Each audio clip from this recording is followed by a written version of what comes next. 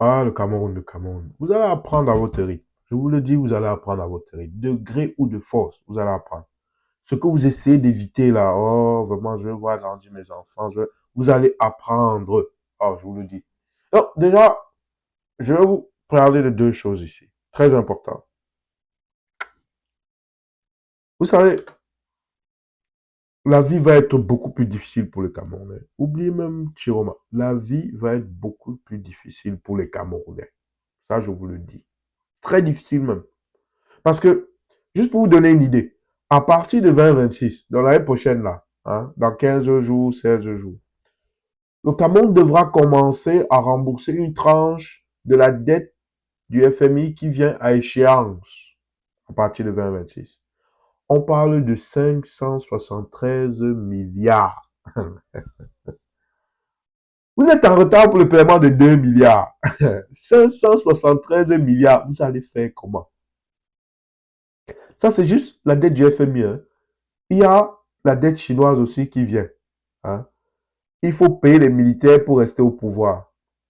Donc, je peux déjà vous annoncer la hausse du coût de la vie au Cameroun. Je, je dis, hein, vous allez voir vos frais administratifs sortir la carte d'identité, demander l'acte de naissance, même le carnet d'hôpital. Vous allez voir ça exploser. Je vous dis, les prochaines années, là, vous allez seulement voir ça exploser. Exploser. Mais plus intéressant, vous allez vous rendre compte rapidement que les policiers sur la route sont de plus en plus agressifs pour que vous payiez. Ça va venir. Laissez les fêtes passer. Vous allez voir.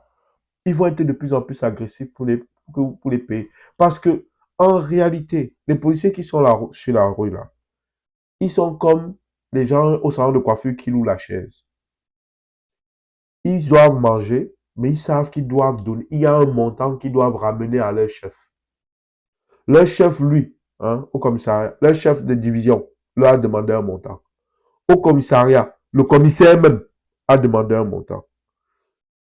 Le patron du commissaire a demandé un montant.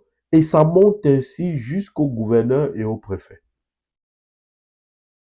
Donc, tous ces montants-là accumulés là, ne croyez pas que ça reste à Douala ou à Bafoussam ou à Yaoundé. Ou, bon, à Yaoundé, ils sont à Yaoundé. Il y a une côte qui remonte jusqu'à Yaoundé. Et vu que c'est un gros business, c'est pour ça que vous voyez ce qui est arrivé au nord avec les péages. À quel point c'est un gros business.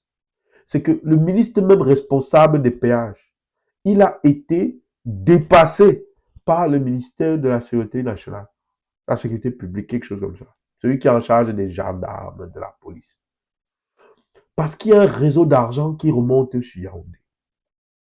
Et vu que Yaoundé aura besoin d'argent, les instructions vont venir de Yaoundé à ces gens-là de multiplier les contrôles. Ils vont trouver un prétexte de multiplier les contrôles et de multiplier la perception de l'argent. C'est une forme de taxation indirecte qui est imposée au peuple camerounais. Donc quand vous êtes là, vous voyez le policier, vous dites toujours que déjà il est mauvais lui-même, mais vous pensez que l'argent va dans ses poches. Non. Sinon, à force de faire ça, il prendrait sa retraite même dans 5 ans. Mais les policiers ils sont là dans la police 20 ans, 30 ans. C'est parce que tout l'argent qu'ils mangent en route, ils n'ont qu'une petite partie de ça. Et c'est pour ça que vous allez les voir souvent très agressifs pour que vous payiez. Et là, ça va augmenter encore d'un niveau. Ça, c'est une chose. Les impôts. Que vous voulez faire encore le commerce, hein? Les impôts, vous allez voir.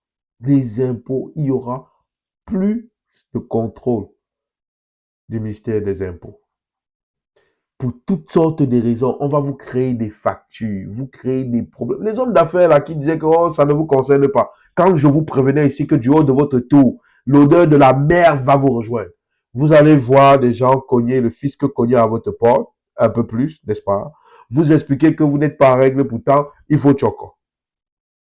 Vous allez voir, vous allez finalement sentir cette odeur de merde là, lire la même heure que le citoyen lambda. Elle va être peut-être un peu plus décalée parce que lui, il souffre plus, n'est-ce pas? Mais vous allez quand même lire cette heure-là, que vous le vouliez ou pas, parce que c'est comme ça que ça fonctionne, parce que j'anticipe même le début de liquidation des actifs de l'État. Terre, forêt, droits d'exploitation. Vous allez voir ça être bradé parce que l'État camerounais aura besoin de plus d'argent. La nationalisation que vous voyez, la pseudo-nationalisation, en fait, le pseudo-rachat qui est en réalité une autre façon de détourner l'argent, un mauvais investissement sur le plan comptable. Tout ça, là, quand vous présente la CAME, c'est pour vous voiler la face. Parce que moi, j'appelle ça la distraction. Parce que si vous fouillez bien, en même temps, il y a une liquidation des biens communs qui est en train de se faire par le régime de Yaoundé pour lever des fonds. Et pourquoi je me permets de parler autant avec assurance? Parce que si j'étais à leur place et j'avais leur cœur noir dans un système dictatorial appauvri, c'est ce que j'aurais fait. Je vous le dis. Si j'avais eu ce cœur noir et j'étais à leur place pour survivre, c'est ce que j'aurais fait. Parce qu'il faut être bête pour ne pas pouvoir le faire lorsqu'on s'est mis dans ce type de conditions. Parce qu'à la base, ils sont d'abord stupides. Tous les États dictatoriaux qui sont en déclin, appauvris et qui ont beaucoup de difficultés financières, la première chose qu'ils font, c'est brader les ressources. En parallèle, ils vont chercher l'argent chez les citoyens. Quand est-ce que vous allez le comprendre? Mais vous allez le découvrir. Vous allez le découvrir. Parce que quand on vous parle, vous dites que vous maîtrisez. Vous allez le découvrir. La mauvaise odeur va vous rejoindre. Donc le peuple camerounais qui est au quartier dit que non, il ne veut pas, ça ne le concerne pas, il a le petit commerce. On va venir cogner à votre porte bientôt. Préparez l'argent.